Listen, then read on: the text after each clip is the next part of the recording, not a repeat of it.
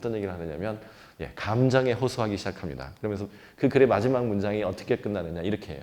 30년 전에 의사가 나한테 심장을 이식해야 한다고 했대요. 조류제는 나한테 그 말을 듣지 말라고 조언했습니다. 왜? 의학 권력은 생명 권력이니까. 그랬다고 얘기해요. 그랬더니 내가 그 조언을 따랐다면 나는 아마 곧 죽었을 것이다. 그러면서 아간벤도 틀릴 수는 있는 거다. 이런 얘기를 하거든요. 이 얘기를 저는 왜 했는지 모르겠어요. 이 말이 그러니까 생명 권력도 나를 봐라. 인간에게 어떤 뭔가 유리한 뭔가가 있다는 얘기를 하고 싶었던 모양인데 이거는 저보기에는 감정에 호소하는 오류입니다. 무슨 말이냐면 생명 권력은 아까 말했던 것처럼 인구에 작용하지 이 사람 개인에 작용하지 않거든요. 만약에 아간벤 인공심장을 해서 살았다면 그것은 확률과 통계상 인공심장을 부착하는 게 좋기 때문에 아마 부착해 줬을 거예요. 의학 권력은. 그랬을 겁니다. 그런 테크놀로지를 통해서 작동하는 것인데 그래서 한 개인의 삶과 죽음에는 생명 권력은 별로 관심 없습니다. 그래서 한 개인이 죽음을 통해서 실수하거나 반성하는 것은 아니에요. 다만 어떻게 되는 거냐면 이렇게 될 겁니다. 그 사람이 치료되었느냐 죽었느냐는 나중에 확률, 통계에 수정되거나 누적되는 방식으로만 셈해질걸요. 그러니까 무슨 말이냐면 자, 낭시가 죽었다 쳐보죠. 그러면 이건 어떻게 되느냐면 의학적으로 위대한 철학자 낭시의 죽음이 되는 게 아니에요. 그 뭐가 되는 거냐면 그냥 사망자 플러스 원입니다. 다음 날 인터넷에 어제 사망자 몇 명 안에 낭시는 숫자 1로 포함될 뿐입니다. 그러니까 낭시가 나 그때 아마 죽었을 거야 라는 말은 사실은 생명 권력의 입장에서 아무 의미가 없어요. 일을 더하느냐 더하지 않느냐의 문제였을 뿐인데 낭시는 나 죽을 뻔했는데 라는 말로 사람들의 감정으로 호소를 했죠. 그러나 대체로 아시다시피 여러분 논쟁에서 이기기 가장 좋은 도구가 뭐죠? 감정에 호소하는 겁니다. 저도 지금 그러고 있잖아요. 여러분들에게 감정에 호소해서 뭐 이렇게 재밌으시죠? 뭐 용기를 갖게 해주세요. 뭐 이런 거잖아요.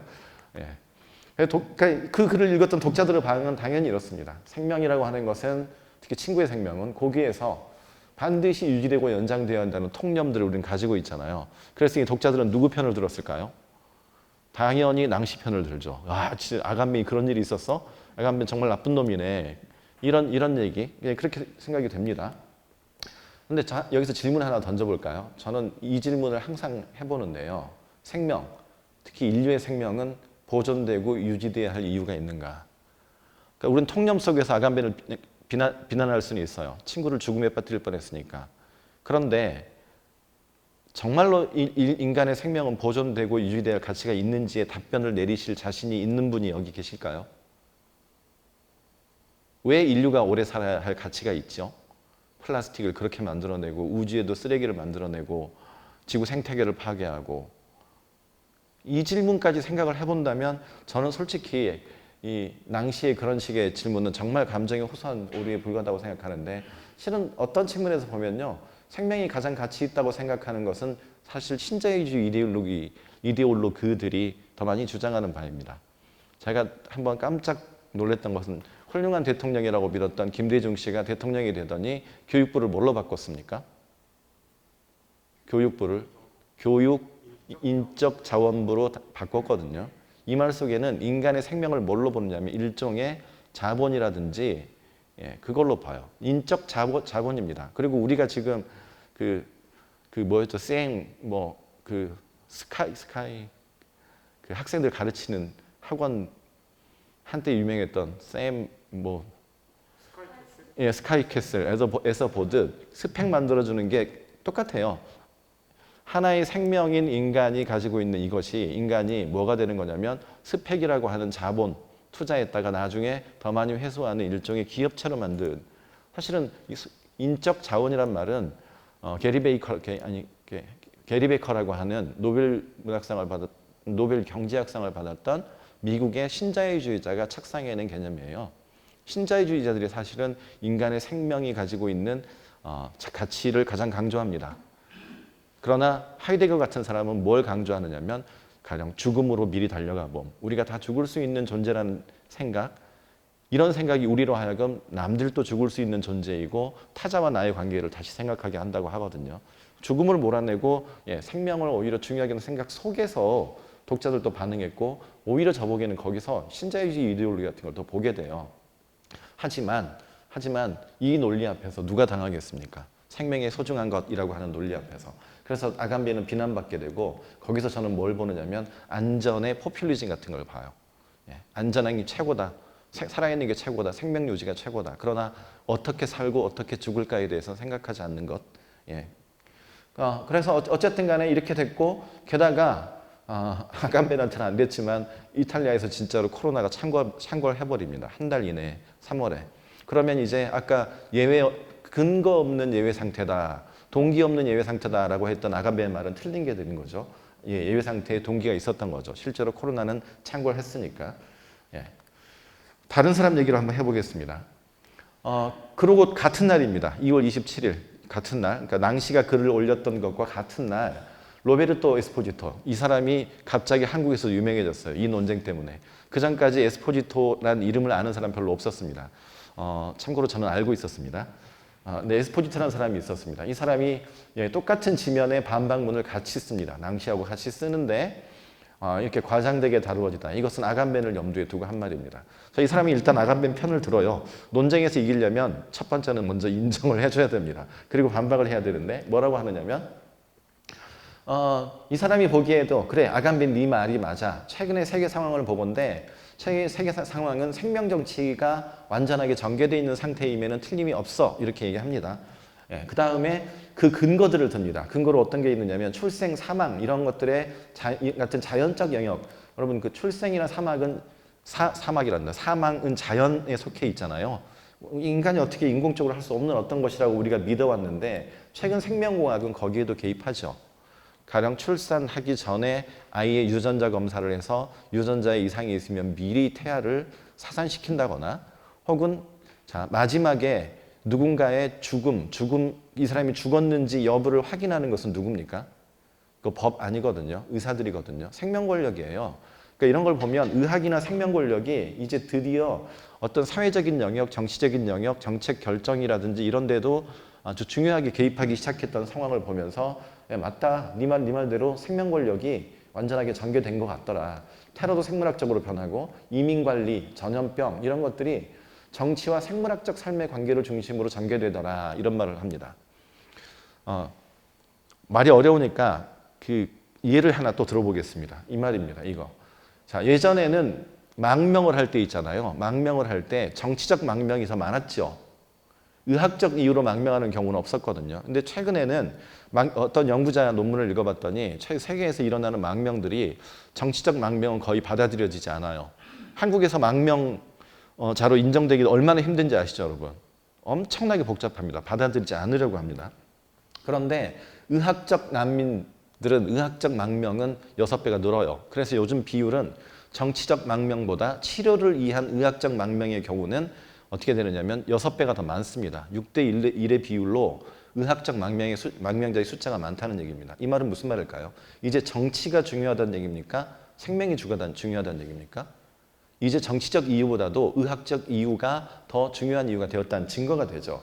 그런 것들이 에스포지토가 생각하는 생명 정치의 완전한 전개라고 하는 거예요.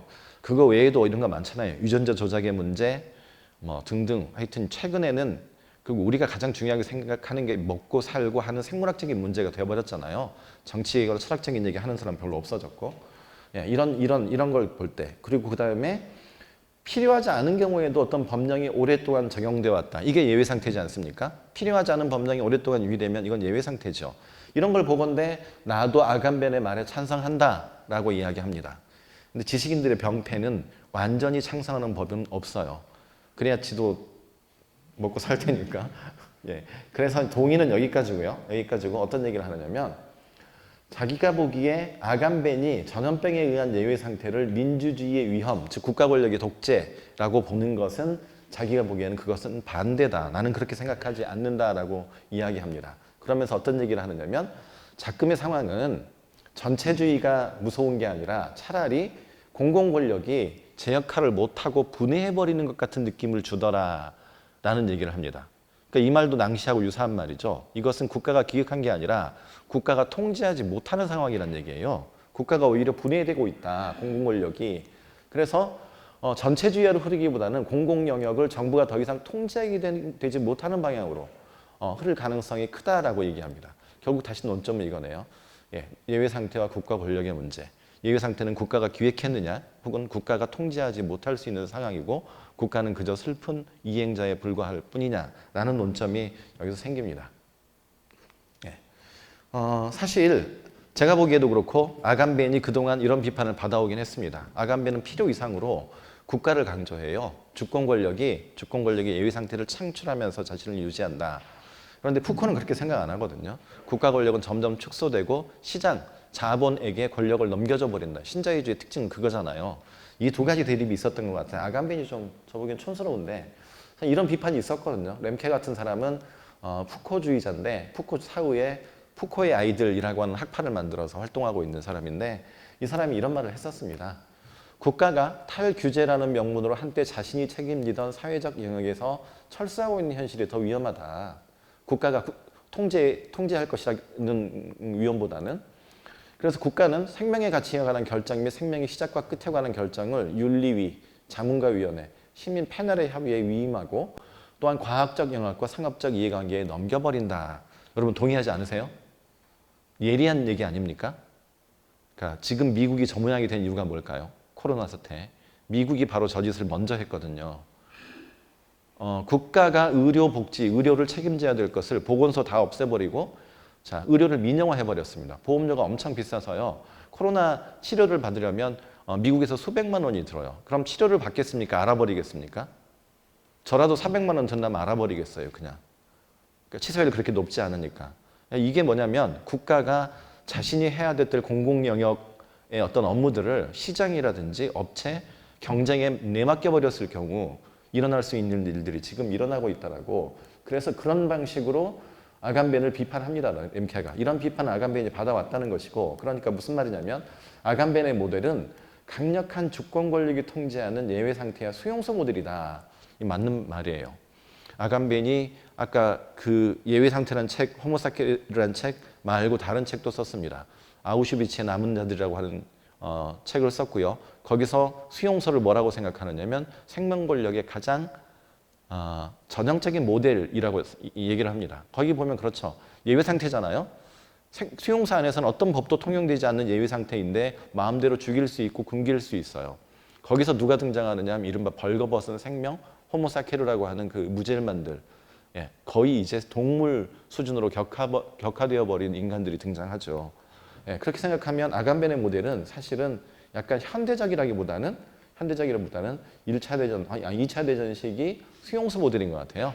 거기 예외 상태하에서 있었던 일들과 관련해서 강력한 주권이 있기 때문에 예외 상태가 선포되고 이를 통해서 권력이 더 강화되는 수용소 모델인데 푸코나 렘케나 낭시나 에스포지토의 모델은 그것은 아니죠. 국가가 통제할 수 있는 게 아니라 국가가 통제할 수 없습니다.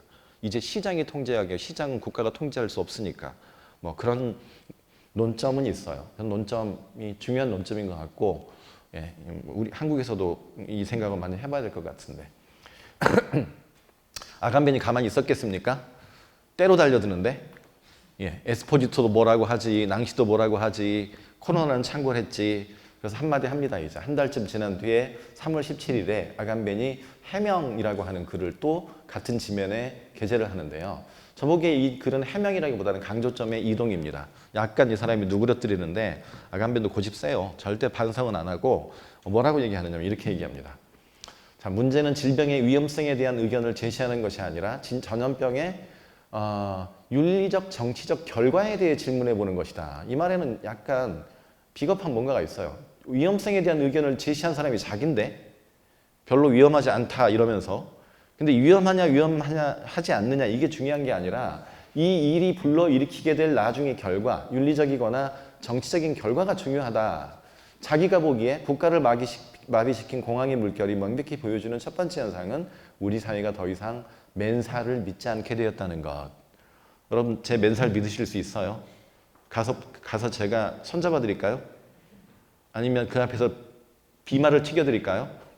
안 될걸요. 이제 여러분 다 지금 떨어져 앉아 계시잖아요. 이겁니다. 우리가 이제 타인의 맨살을 두려워하게 될 겁니다. 접촉 공포죠. 그러니까 이제 안전 메커니즘에 자발적으로 결박당한 사회, 우리 사회잖아요. 우리는 스스로 지금 자가격리, 사회적 거리두기 이런 걸 하고 있죠. 마스크 쓰기. 이 사회에 대한 은유 같아요. 접촉을 다들 무서워합니다. 코로나19 이후 사회, 그러니까 포스트 코로나 사회가 감수해야 할 가장 큰 위험은 우정도, 애정도, 신념도 최소 1m 간격 속에서만 나눌 수 있게 되는 사태다. 이건 명백히 강조점의 이동이긴 하죠.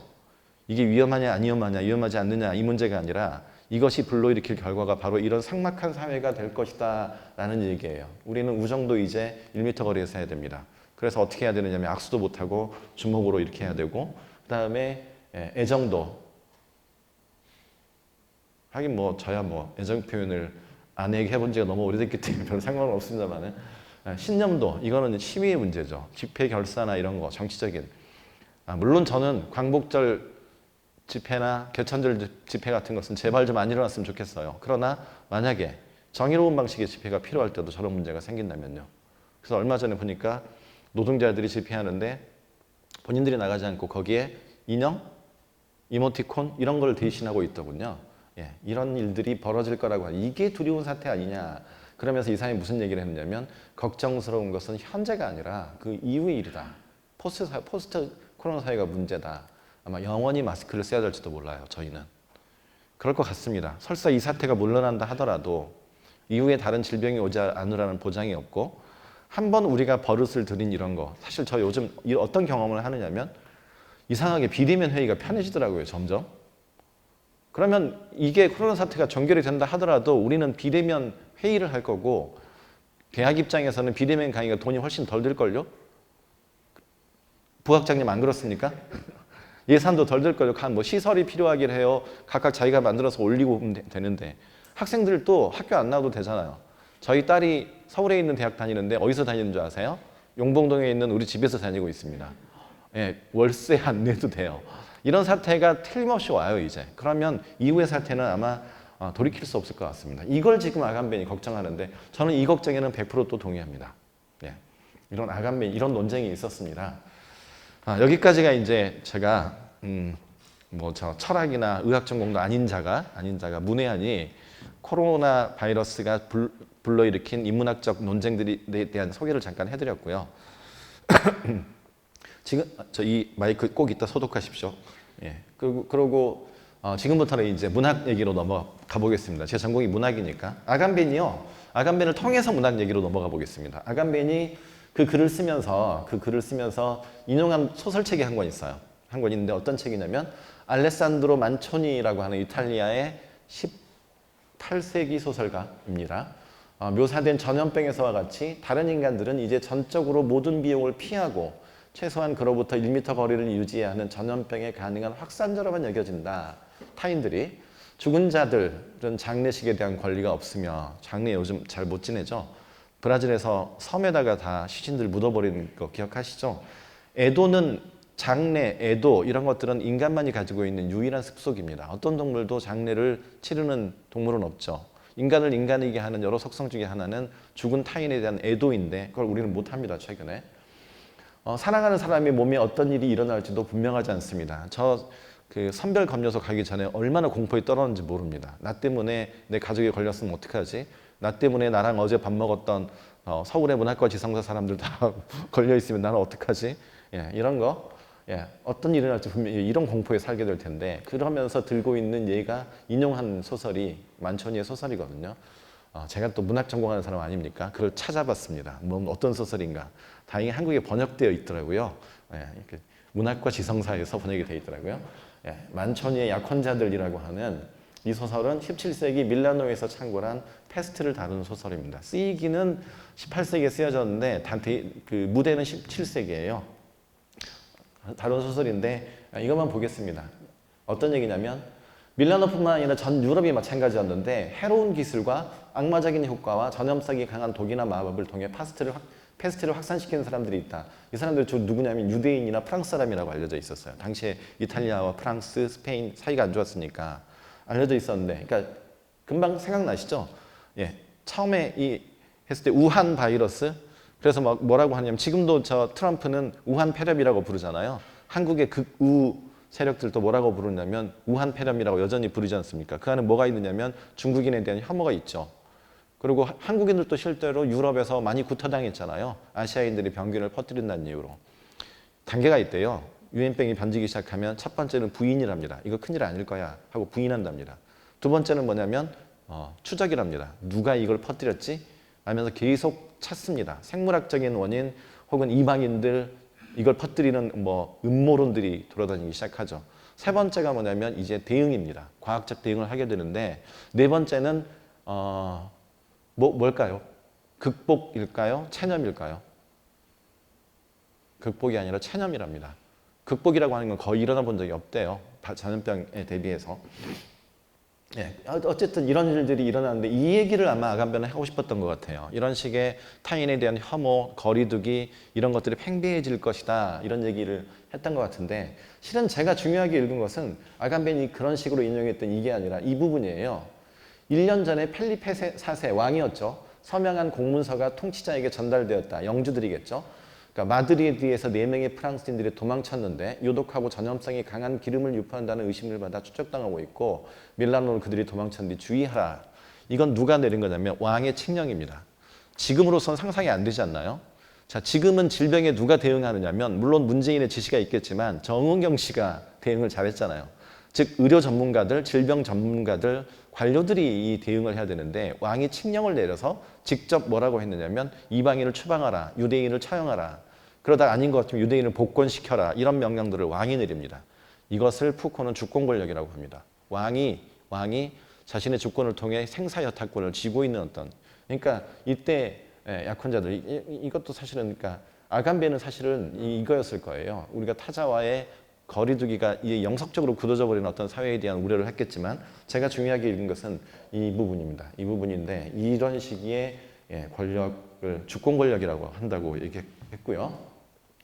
만천이 소설을 잘 읽어보면요. 실은 사회적 거리두기에 대한 소설이 아니라 그것을 거부한 영웅들에 대한 이야기예요. 그러니까 제가 지금 하고 싶은 말은 인용을 잘못했습니다. 아간벤이. 이 소설을 제대로 읽었다면 인용을 하지 않았을걸요. 어떤 얘기들이 나오느냐면 그 안에 주인공들이 있어요. 크리스토포로 수사가 있고 귀족인 무명인 용감한 사람인데 회계에서 많은 사람들을 도와주죠. 페데리고 추기경 이 사람은 그 추기경인데 그 많은 백성들을 도와주기 위해 최선을 다했던 추기경인 것처럼 등장합니다. 이 사람들의 특징은 사회적 거리두기를 하지 않습니다. 어떻게 하느냐면 병인들을 구하기 위해서 직접 뛰어들어서 그들을 구하기 위해 헌신적인 노력을 하다가 죽거나 가까스로 살아남는 사람들 이야기거든요. 영웅적인 이야기라서 오히려 인문학적인 인간애가 남아있었던 그러니까 저라면 저 소설을 인용하지 않았을 것 같아요. 제가 아간벤이었다면 오히려 제가 눈여겨봤던 것들은 포고령, 칙령들 아까 말씀드렸죠. 의료 전문가가 전혀 아니었던 주권자가 선포한 법령에 의해서 추방당하거나 살해당해요. 혹은 복권되기도 하고 보호받기도 하는 이방인들, 주로 유대인들이었습니다. 유대인들이 병을 퍼뜨린다. 누가 벽에 기름칠을 했는데 프랑스인이라더라 이런 거였거든요. 근데 이 문제를 해결한 자는 주권자였고 주권자의 말 한마디에 사람이 죽고 사는 사회는 근대 권력 초창기에 주권 권력이라고 부르는 겁니다. 그 권력의 도시가 아마 그 당시 17세기 밀라노였던 것 같고 그래서 약혼자라는 작품의 밀라노는 주권 권력의 도시, 이것은 규율 권력이나 생명 권력과 다르죠. 아마 이제 여러분 제 의도를 아셨을 거예요. 제가 아까 세 도시 이야기를 하겠다고 했는데 세 도시는 각각 권력에 상이한 세 단계를 상징하는 도시들입니다. 그러니까 이 말이에요. 아간벤이 예로 들었던 17세기의 밀라노는 아간벤한테는 안 된 얘기지만 생명 권력가라기보다는 주권 권력에 훨씬 더 적합한 그런 도시였던 것 같은데 아간벤이 인용을 잘못했군요. 아마 여러분들은 전염병 하면 떠오르는 문학 작품이 까미의 페스티일 겁니다. 맞으시죠? 그리고 혹시 이 강연에서도 페스티 얘기 한번 있었죠? 분명히 있었을 거라고 생각하고 저는 오늘 간단하게 하겠습니다. 여기 보면 리웨, 그랑, 코타르, 타루, 파늘로 나옵니다. 이 사람들이 사회적 거리두기 하든가요? 안 하거든요. 안 합니다. 그리고 심지어는 페스티 읽으면서 제가 깜짝 놀랐던 것들 중에 하나가 카페에 가지 않는 사람이 없습니다. 극장에 갑니다. 카페에도 가고 다 갑니다. 그러니까 이 사람 참 이상하더라고요. 그 정도일 줄은 몰랐는데 심지어 남성 주인공 두 사람의 브로맨스가 있는데 둘이 알몸으로 세느강에서 수영을 합니다. 이런 장면도 있거든요. 저 사람들은 어떻게 생각했냐면 지금도 파리 사람들 마스크 잘 안 쓰려고 하잖아요. 안 쓰고 근데 그런 식의 태도에 저 보기에는 무지라고만은 할 수 없는 것 같아요. 나 마스크 쓰지 않겠다라고 하는 것이 무지라기보단 프랑스 혁명 때문에 시민의 자율성을 가장 중요시하는 나라에서는 내가 병에 걸리더라도 마스크를 쓰지 않을 권리를 행사하겠다라고 하는 거. 독일에서도 16,000명이 모여서 시위를 했었는데 코로나 방역을 하지 말란 얘기가 아니라 방역과 관련된 규제를 철폐하라고 하는 시위를 했다고 하더라고요. 뭐 그런 걸 보면 우리하고 좀 다른 분위기인데 어쨌든 저도 마찬가지입니다. 두 번째 도시입니다. 제가 문학작품에서 찾아낸. 여러분 이거 영화 보신 분도 있을 것 같은데 눈먼 자들의 도시 영화 꽤나 영화도 유명한데 원작 소설이 있습니다. 주제 사마라구라고 하는 사라마구라고 하는 눈먼 자들의 도시라는 소설이 있습니다. 너무 기니까 읽지 않겠습니다. 네. 지금 시간이 얼마나 남았죠? 예. 빨리 하겠습니다. 여기 전형적으로 제가 보기에 아간벤이라면 이 소설을 인용했어야 합니다. 아간벤 모델에 가장 적합한 도시 모델입니다. 자, 어떤 모델이냐면 이런 겁니다. 보건부 장관하고 보급시설 지원 및 보안위원회 위원장, 이 이름도 되게 기네요. 이 두 사람이 나라를 그 도시를 통치하다시피 합니다. 좀 이상하지 않나요? 근데 이 사람들한테 도대체 뭐까지 있느냐면 사살권까지 가집니다. 그러니까 보건부 장관이 사살권을 국방부 장관이 아니라 보건부 장관이 사살권을 갖는다는 것은 이 도시가 예외 상태라는 걸 아시겠죠? 근데 예외 상태도 보건부 장관이기 때문에 전염병에 의한 예외 상태라는 걸 알겠습니다. 이 전염병은 어느 날 갑자기 이유도 모르게 눈이 멀어버리는 전염병이고 단 한 명만이 눈을 뜨고 있고 모두가 다 눈이 멀어버리는 상황이 오거든요. 전염병이 창궐 합니다. 자, 그들은 처음에 감금당합니다. 수용소 모델이죠. 푸코의 규율 권력 모델입니다. 수용소에서는 어떻게 하느냐면 자, 넣어놓고 몇 시에 일어나서 몇 시에 약 먹고 몇 시에 주사 받고 방에 들어가서 언제 운동하고 산책하고 이런 게 다 정해져 있는 권력. 예를 들면 박정희식 권력 중에도 이런 게 보였죠. 예전에 미니스커트 길이, 머리 길이, 6시에 일어나서 12시에 통행 금지, 오포 불면 점심에 밥 먹고 오후 5시에 국회에 대한 맹세하고 이게 다 규율 권력이거든요. 신체에 가해진 규칙들, 그것들이 다 부과되는 그런 규율 권력인데 감금되어 있고 근데 그다음에 건축물도 일종의 파놉티콘 모델입니다. 다 관찰 가능하게 누구는 이 방, 누구는 이 방, 일거수일투족이 다 관찰 가능한 파놉티콘, 일망 감시 시설 모델이고요. 여러분 눈이 멀었던 상태는 도대체 어떤 상태일까요? 실은 항상 감시당하는 상태 아닐까요? 여러분 눈 감고 있으면 저 사람이 누가 어디서 내 행동을 보는지 알 수 있습니까? 없습니까? 그렇기 때문에 더더욱 감시당하는 느낌 때문에 아무것도 못해요. 누가 뭘 보고 있을까 봐. 그러니까 눈먼 상태는 끊임없이 계속해서 감시받는 그런 상태일 것 같고 그들은 그런 식으로 뭐가 되느냐면 벌거벗은 생명, 통치당해야 할 인구의 1인이 돼버리죠. 이 상황이야말로 저보기에는 아간벤이 생각했던 그런 수용소 모델에 가장 적합했던 상황인 것 같아요. 그들에게 규율이 주어지는데 전등은 항상 점등 상태여야 하고 이탈 금지, 전화 이렇게 하고 이렇게 열 몇 가지 규칙들이 있어요. 이걸 일일이 지켜야 됩니다. 이건 규율 사회입니다. 규율 사회고 학교, 감옥 이런 데서 흔히 보이는 규율 권력의 사회인데 이런 사회예요. 수용소 상황, 그러니까 여기는 법이 효력 정지되어 있죠. 의학적 예외 상태이기 때문에 그래서 법 특유의 힘을 오히려 확보하게 되잖아요. 일거수일투족을 다 감시하고 규율할 수 있게 되는. 그래서 이 모델은 아간벤적인 의미에서 주권적 예외 상태에 기반한 생명 상태의 모델. 그러니까 여기 규율 권력이 작동하는 어떤 생명 권력이 있는 것 같아요. 여러분 제 생각에는 여러분 마찬가지시겠지만 아간벤이 생각하는 어떤 모델, 도시 모델은 이거 아닌가요? 강한 주권 권력이 예외 상태를 가동시킨 다음에 그 예외 상태에서 법보다 더 강력한 법률을 행사하기 위해 기획했다라고 하는 아간벤의 태도는 이 도시에 어울려 보여요. 그래서 언제 아간벤을 만나게 된다면 그럴 일은 없겠지만 아간벤은 외국에 잘 안 나가거든요. 고소공포가 있는 데다가 특히 제국주의 국가에 안 가겠다고 하면서 잘 안 나갑니다. 안 나가는 사람이라서 만날 일은 별로 없을 것 같고 만나자고 해도 그 사람이 저를 모르기 때문에 이 초라한 한국의 지식인을 알 리가 없기 때문에 모르겠죠. 만날 일은 없겠지만 이 얘기는 해주고 싶어요. 어떻게든. 당신이 생각하는 게 있었다면 차라리 만천이의 소설이 아니라 눈먼 자들의 도시를 인용했으면 당신에게 어울렸겠다라는 얘기는 해주고 싶습니다. 그러나 제가 진짜 하고 싶었던 이 얘기가 아닙니다. 여러분 어떠세요? 이 두 도시 다 실감이 나십니까? 지금 한국과 유사한가요? 안 유사할 것 같은데요. 우리 한국에서는 이제 파늘루 신부 같은 사람들, 이런 사람들 없고요. 그 다음에 우리는 이제 패스트가 뭔지 너무나 잘 알기 때문에 카페에서 뭐 안 마셔요. 그 다음에 이 시국에 친구하고 알몸으로 수영 안 해요. 비말 묻을까봐 그런 거 안 합니다. 그리고 그 사람하고 소설을 보면 책에서 냄새가 나요. 비유적인 표현인데 무슨 말이냐면 그 책에서 냄새가 날 정도로 지저분해서 못 보겠어요. 한번 생각해 보십시오. 눈이 먼 사람들이 수용소에 갇혀 있습니다. 배변을 어떻게 할까요? 나중에는 수용소 전체가 오물 냄새로 가득 차게 되고 그 소설 읽으면 나중에 구역질이 나요. 근데 우리가 그런가요? 우리는 되게 쾌적하게 격리되어 있고 자가격리하더라도 집에 있고 이러지 않나요? 아무리 봐도 저는 이 두 도시는 지금의 한국 도시하고는 다릅니다. 전염병을 다룬 소설들임에도 불구하고 패스트만 하더라도 지금과 많이 다른 것 같거든요. 많이 다릅니다. 그래서 어떤 다른 소설이 없나 찾아봤는데 있습니다. 곧 소개해 드릴 텐데요. 어쨌든 우리가 지금 살고 있는 생명권력화 도시 모델은 그런 두 도시는 아니었던 것 같고 우리는 쾌적한 권력이에요. 얼마나 안전해요. 한국 사람 자랑하는 것 중에 하나가 230만이 모인 촛불 시위에서도 쓰레기 하나 안 나왔다. 저는 그게 자랑이 아니라 좀 징그러운데. 원래 시위나 이런 것은 법에 대항해서 법 질서에 대항해서 어떤 뭔가를 주장하기 위한 것이기 때문에 저는 그렇게 생각하지 않거든요. 시위란 일정 정도의 일탈, 어느 법적인 뭔가가 있어야 위법성이 있어야 된다고 생각하는데 이렇게 법을 잘 지키는 한국 사람들 없잖아요. 안전 관련해서 스스로들 마스크를 챙겨야 하고 하잖아요.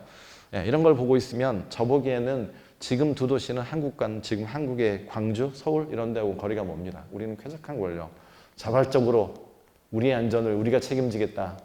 이게 시민의식인지는 잘 모르겠지만 뭐 지잭 같은 사람은 동양에서 아시아에서 방역이 성공했던 것은 실은 어쩌면 동양 특유의 순응주의 때문일 수도 있다고 얘기한대요.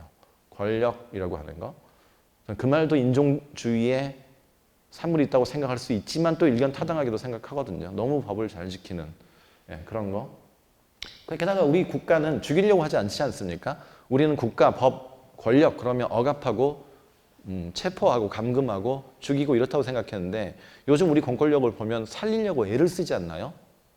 생명 권력은 사실은 살리라는 권력입니다. 물론 통계나 비용 이런 것들을 고려한 상태에서 살리려고 하겠지만 그러다가 영 안 되면 죽게 내버려 두겠지만 그다음에 통계가 너무 정확하지 않습니까? 이런 거 정말 합리적으로 깨끗하고 위생적으로 그것도 자발적으로 권력이 행사되는 어떤 도시에서 우리는 지금 살아가고 있는 것 같아요. 근데 자랑스럽게도 자랑스러울 것도 없습니다. 사실은 부끄럽게도 왜냐하면 그 사회의 그런 모습을 가장 먼저 예견했다는 얘기는 그 사회가 그런 가능성이 가장 높은 사회였다는 뜻일 테니까 편혜영이라는 작가가 쓴 내일 모레 만납니다. 자랑입니다. 편혜영이라는 작가가 쓴 재와 빨강이라고 하는 소설이 있었어요. 이것은 2010년에 출간된 책입니다. 10여 년 전입니다. 그런데 거기서 보면 10년 후에 그러니까 그로부터 10년 후인 2020년에 보면 그 도시가 지금 우리 앞에 실현되어 있더라고요. 재와 빨강이라는 책입니다. 문학과 지성사에서 나왔습니다. 오늘 제가 소개한 책은 다 문학과 지성사에서 나왔습니다. 문학과 지성사와 제가 관련이 있는 것 같죠? 맞습니다. 그 서울에 변형된 어떤 형태의 도시이겠죠? 서울이라고 대놓고 얘기하지는 않지만 한번 보실까요? 그 도시가 어떤 곳인지 감당해 보십시오. 읽어보겠습니다. 전염병은 일상의 세세한 부분의 변화를 가져왔다. 약속을 잡지 않았고 만나더라도 악수와 명함을 주고받지 않았고 마스크를 쓴 채 회의를 진행했고 그걸로 최고 인사를 대신했고 다 양해했고 물건을 만지지 않았고 공중시설을 이용할 때는 장갑을 착용했고 버스와 지하철 손짓을 만질 수 없어서 대중교통을 이용하지 않았고 난간 엘리베이터 손대지 않았고 방진 마스크 착용했답니다. 방역복은 좀 과장됐네요. 우리는 안 입죠. 방역하는 사람들은 입지만 집 앞에 방치된 쓰레기를 건드리지도 않았고 뭐 묻을까봐 질병을 옮겨 사망에 이르게 한 것이 아니라 그것에 대한 두려움으로 다른 사람을 의심하게 한 것이었다. 자신을 제외한 사람은 잠정적 인간이었다. 방역복 빼고 지금 우리가 살고 있는 도시하고 다른 것이 하나라도 있나요? 방역복을 우리가 입어서 이렇게 해버릴까요, 그냥? 저는 이게 지금 우리가 살고 있는데 10년 전에 질병이 창궐하기 전에 편혜영이 이 소설을 썼습니다. 계속 읽어보겠습니다. 전염병이 대유행 단계에 들어섰다는 팬데믹이죠. 예, 당국의 발표가 붙었고 곳곳에 설치된 스피커를 통해 전염병에 대처하기 위해 방역을 강화하고 있으니 위생의 만전을. 이 부분은 10년 전이라 좀 다르네요. 요즘 같으면 어떻게 할까요? 스피커 사용하지 않고 재난 문자 날마다 오는데 저 꺼버렸습니다. 너무 시끄러워서. 너무 자주 오기 때문에. 이게 재밌나 봐요, 이제. 그러니까 재난 문자를 보내지 않아도 되는 뭐 바람 붑니다. 먼지에 조심하세요. 여기까지 계속 오고 있으니. 예, 옵니다. 오히려 이보다 더 심해졌네요, 우리 사회는. 전염병에 대해 여러 가지가 떠들었으나 뭐 전해진 것에 불과했다. 진상을 제대로 알고 있는 사람은 없었고 과장된 정보일수록 정통한 소신교가 많았고 위안이 되는 것은 교통사고나 지병, 노령으로 인한 사망자가 여전히 더 많다는 사실. 저는 아마도 지금도 그럴 거라고 생각하거든요. 그러니까 한국의 경우, 미국이나 브라질 같은 경우는 치사율이 아주 높지만 한국의 경우에서는 대체로 치사율이 지금 몇 프로죠? 1.8%를 넘지 않는 걸로 알고 있는데요. 근데 그러면 그 교통사고 숫자보다 결코 많은 숫자 아니고요. 어떤 의사가 쓴 글을 읽었는데 세계적으로 말라리아 때문에 죽는 사람의 숫자는 여전히 수백만입니다. 여전히 수백만이고 폐렴이 없어졌다고 하죠. 폐렴이 있고요. 메르스, 중동에서는 이미 풍토병으로 전환해서 여전히 존재합니다. 존재합니다. 저는 지금 코로나가 위험한 질병이 아니라고 말하는 것이 아니고 사실상 우리는 항상적인 질병에 대한 노출상 세폭에 있어 왔고 앞으로도 그렇게 될 거라는 얘기를 하는 거죠. 그러니까 저 소설은 보고 있으면 최악의 포스트 코로나 사태, 코로나 사회를 예견했던 사회인 것 같아요. 안전 메커니즘에 따라서 완전히 위생화되고 통계화된 사회입니다. 요즘 이렇게 부른다면서요. 뉴 노멀이라고 부른다면서요. 새로운 정상성. 이거 이제 그럼 최근에 아직도 팩스를 대면으로 보내세요. 그러면서 상사를 막 이렇게 광고를 봤어요. 그게 뭐였냐면 비대면 팩스 기기 광고하는. 예, 그러면서 뉴 노멀 포스트 코로나 사회 이렇게 준비하세요. 이런 거 많이 봤습니다. 그렇게 돼가고 있는 거죠. 이런 시대가 오네요. 예, 혹자는 이런 얘기를 합니다. 백신 개발이 우리를 이 상태에서 벗어나게 해줄 거다. 의학자가 쓴 논문도 읽었습니다. 제가 얼마나 이 강연을 성실하게 준비했는지 아시겠죠? 백신이 지구상에서 가장 빠른 시간 내에 만들어진 백신은 4년 만에 만들어졌습니다. 코로나는 이제 1년 됐거든요. 백신이 지금 올해 내년 이 말은 거의 가능성이 없는 이야기랍니다. 만들어진다 하더라도 알다시피 코로나 바이러스는 RNA형 바이러스고 쉽게 변이합니다. 어떻게 될지 모르겠습니다. 어떤 사람은 면역 여건 이야기를 합니다. 경제가 이 모양이니까 그러니까 항체가 생긴 사람이 이 병을 알아서 그에게 면역 여건을 발부해주고 그 면역 여건을 가진 사람은 해외를 자유롭게 다닐 수 있게 해줘야 한다. 이것에 대해서도 반론이 많습니다. 일단 면역이 얼마나 지속되는지 확인하기 힘들고요. 그 다음에 알다시피 다시 감염되는 사람도 있었지 않나요? 재감염자도. 그 문제뿐만이 아닙니다. 저 문제는 정말 심각한 게 면역 계급이라고 하는 게 생길 수 있습니다. 항체를 가진 자는 이제 어떻게 될까요? 상층 계급에 속하게 되고요. 이제 면역을 갖지 못한 사람들은 해외여행도 못 갑니다. 근데 해외에 업무가 있는 사람들은 어떻게 할까요? 면역을 갖기 위해 일부러 알아버릴걸요? 그리고 실제로 어떤 의학사가가 보고한 바에 따르면 뉴 올리언스 미국에서 어떤 일이 있었냐면 황열병이 있었어요. 감기가 옮기는 바이러스인데 감기가 아니라 모기가 옮기는 바이러스인데 황열병에 걸린 노예들이 있습니다. 그런 시기가 있대요. 그럼 백인들은 부자니까 유럽으로 다 도망가 버립니다. 그러면 흑인들 노예들만 남아서 거기 있다가 일부는 감염돼서 죽고 반쯤은 죽고요. 50%니까 치사율이. 반쯤은 살아남으면 그들은 항체를 갖습니다. 이 농부들의 몸값이 올라갑니다. 1.5배로. 노예들의 몸값이. 그러면 이 노예들의 몸값을 저당 잡혀서 백인 농장주들은 이제 돌아옵니다. 병이 잠잠해지면 그들을 팔아서 더 투자를 하게 됩니다. 어떻게 되는 걸까요? 그 노예들에게 돌아가는 것은 아무것도 없죠. 죽어버린 사람 말할 것도 없고. 면역이라고 하는 것을 일종의 신분으로 사용하기 시작하면 면역이 이제 지금하고 다르게 새로운 계급 차별을 만들어낼 수 있다는 이야기들이 많아요. 실제로 그런 일을 보고 하고 있고 저 보기엔 절대 대안 아니거든요. 그래서 그런지 최근에 창작가 비평 2020년 여름호 이거 문학거지상에서 나오는 책 아닙니다. 이 여름호를 읽어봤더니 피터 베이커라고 하는 저술가가 어떤 얘기를 했느냐면요. 우리는 정상으로 돌아갈 수 없다라는 제목의 글을 썼더라고요. 저 동의합니다. 포스트 코로나 이후에 우리는 2019년 이전으로 돌아갈 수 없습니다. 이제 이미 여러 가지 이유로, 아까 우리가 살펴봤던 여러 가지 이유로 우리는 관성에 빠질 거고 어떻게든 돌아갈 수 없습니다. 그리고 대체로 어떤 큰 병이 불러일으킨 변화는 대체로 의학이 발전했다고, 의학 발전에 기여한다고 하지만 사회 제도적으로는 항상 안 좋은 방식으로 남용되거나 오용됐죠. 차별적인 방식, 혐오 뭐 이런 것들을 더 하여튼 촉발하고 그랬던 것 같습니다. 그리고 제가 보기에 제와빨강에서 그려진 세계는 뭐 반드시 코로나 같은 것 때문에 생긴 건 아니에요. 실은 한국의 생명 권력, 생명 정치는 1960년대부터 이미 있어 왔습니다. 그것이 코로나 사태를 계기로 해서 완성태를 봤다고 해야 되나요? 가족 계획이 생명 권리 아닙니까? 아이들의 숫자를 국가에서 계획하겠다고 하는 인구에 대해서, 생명에 대해서 통제하겠다는 박정희가 했던 거죠. 한국의 생명 정치는 이미 1960년대부터 작동하고 있었고요. 그게 신자유주의를 거쳐 이번 코로나 사태를 계기로 이제 아마 전혀 다른 사회를 만들어낼 거라고 저는 예감합니다. 그래서 아까 봤던 조르주 아우간반의 마지막 문장, 걱정스러운 것은 현재뿐만 아니라 그 이후의 일이다라는 말에 저는 100% 동의하고요. 이제 강의를 마칠 텐데요, 강연을. 하이데거 얘기로 다시 돌아가겠습니다. 대체로 어떤 훌륭한 강연은 그렇게 하더라고요. 앞에 했던 얘기를 뒤에 마무리하는 방식으로 하더라고요. 저도 그래서 흉내를 내봤습니다. 하이데거 얘기로 시작했으니까 하이데거 얘기로 끝내겠습니다. 하이데거가 이런 말을 했다고, 하이데거 한 말은 아니고요. 김동훈이라고 하는 연구자가 이런 식으로 멋진 말을 썼어요. 하이데거의 공간관을 요약하는.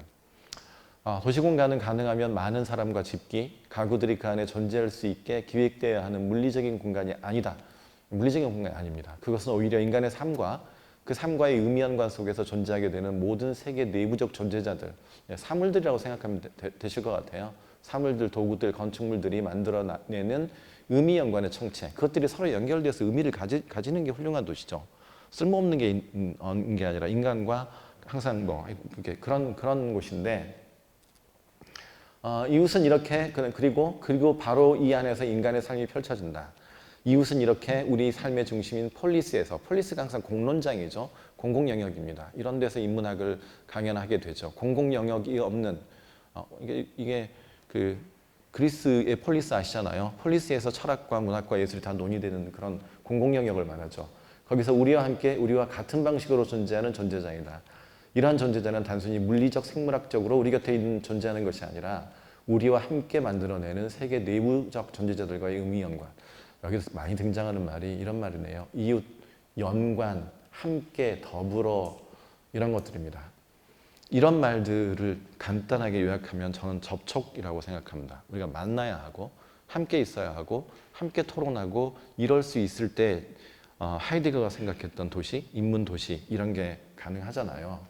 자, 한번 생각해 보시죠. 이제 우리 지금의 상황하고 아까 제어빨강이 보여줬던 한국 사회의 생명 관리가 완전하게 실현된 어떤 생명 관리가 실현된 사회하고 이 사회하고, 자, 마스크 떨어지고 마스크 저만 쓰고 저만치 떨어져 앉아서요. 한번 생각해 보면 너무나 아이러니합니다. 예, 마스크 쓰고 저만치 떨어져 앉아서 이웃과 더불어 사는 삶에 대해, 인문 도시에 대해 생각한다는가, 정말 아이러니하고 어려운 상황입니다. 제가 아까 뭐라고 했느냐면 가능성 혹은 불가능의 조건, 인문도시로서의 포스트 코로나 사회, 이 얘기를 했었습니다.